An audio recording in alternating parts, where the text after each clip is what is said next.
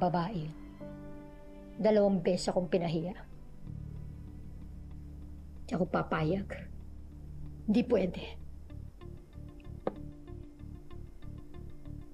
Madam Hazel, let's just focus on the complaints na final against you, no?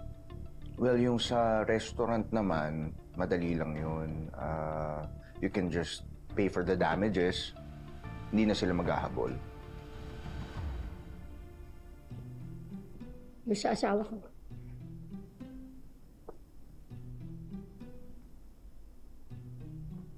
Yung sa asawa niyo naman po, physical assault resulting in serious physical injuries po kasi yung sinasampa sa inyo. That's up to 6 years in jail. See?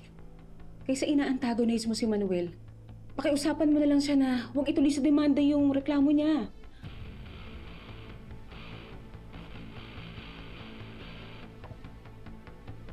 Madam,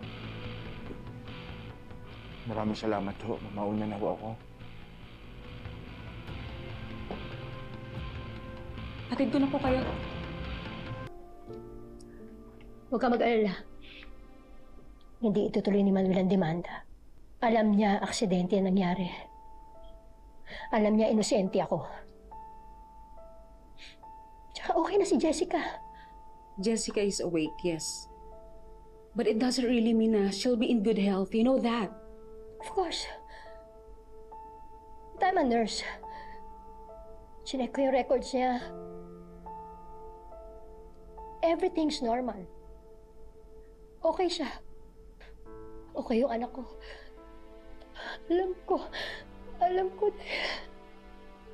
dahil nanay niya ako. Ramdam ko, okay yung anak ko. She's a fighter like me. She's strong. Kailangan ko lang siyang tutukan. Kailangan ko lang siyang alagaan. Mami ko rin kayo! Nurse nga po kayo eh. And you take care of strangers. But you couldn't even take care of me. Gusto kong umawi sa anak ko.